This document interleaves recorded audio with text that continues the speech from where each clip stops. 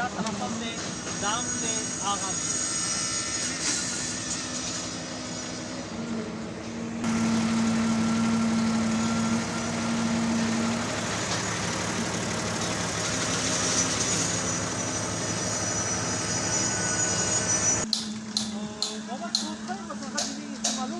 Deduction ko.